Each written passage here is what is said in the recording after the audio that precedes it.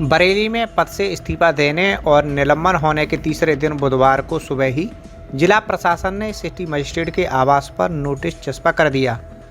अलंकार अग्निहोत्री अभी अपने सरकारी आवास में ही है।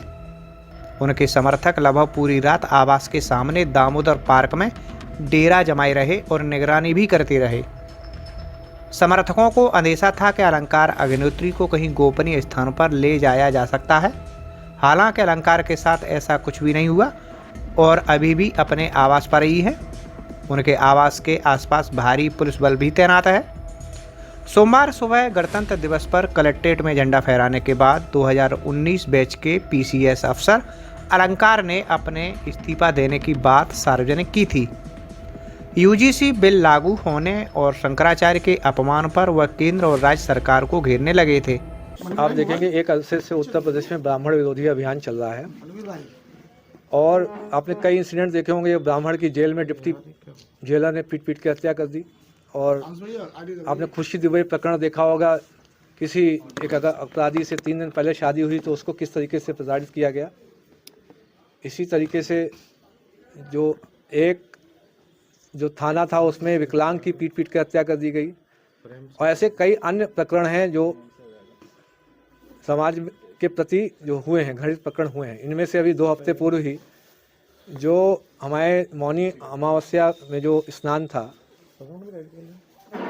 उसमें जो ज्योतिर्मठ पीठ के जो शंकराचार्य जी हैं श्री अभिमुक्तेश्वरानंद जी महाराज, उनके शिष्यों के साथ खासकर बूढ़े जो सन्यासियों के साथ तो इतनी पिटाई की गई, रात और जूतों से घूंसों से मारा गया एवं बटुक जो ब्राह्मण थे उनकी चोटी घसीट के, आपने वीडियो देखे होंगे किस तरीके से घसीट के जमीन पर उनको पीटा गया। फिर देर शाम डीएम से मिलने उनके आवास पर पहुंच गए। वहां से बाहर निकलने पर उन्होंने डीएम आवास में 45 मिनट तक बंधक बनाए रखे जाने का आरोप लगाया। हालांकि डीएम ने उनके आरोपों को खारिज कर दिया। देर रात अलंकार अग्निहोत्री को निलंबित कर दिया गया था। उन्हें शामली के कलेक्ट्रेट ऑफिस से अटैच किया गया है। मामले की जांच मंडल आयुक्त बरेली को सौंपी गई है।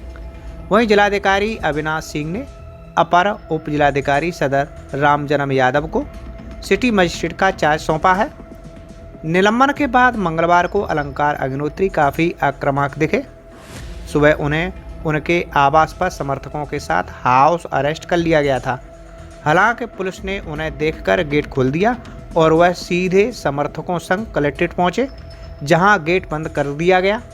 अभी जो यूजीसी 2026 का रेगुलेशन आया है, दिनांक जो 13 जनवरी को भारत सरकार के जो गजट प्रकाशित हुआ है, उसमें आपने सामान्य वर्ग के व्यक्ति जो अभ्यर्थी हैं, पढ़ते हैं, विद्यार्थी हैं, उनको आपने स्वघोषित अपराधी मान लिया है। आपका बेटा सामान्य वर्ग का यदि पढ़ने लिखने में अच्छा है तो कोई भी ईर्ष्या से एक आरोप लगा देगा, भेदभाव कर रहे हैं, समता समिति उसका शोषण कर लेगी। इसी तरीके से यदि आपकी बेटी पर किसी को गलत नज़र है, वो एक फर्जी निराधार शिकायत कर सकती। आपका समता समिति आपकी बेटी का शारीरिक शोषण कर सकती है। क्या आप चाहते हैं कि बेटे बेटियां अब आत्महत्या करेंगे सामान्य वर्ग के? क्या आप चाहते हैं कि यूनिवर्सिटी में घुसते ही इतना सामाजिक आपस में भेदभाव हो जाए, जब यूनिवर्सिटी से ऊपर जब निकलें तो एक दूसरे के दुश्मन बन जाएं? क्या हम जब यूनिवर्सिटी में पढ़ते थे, क्या हमारे दोस्त SC ST OBC या किसी अन्य धर्म को नहीं होते थे?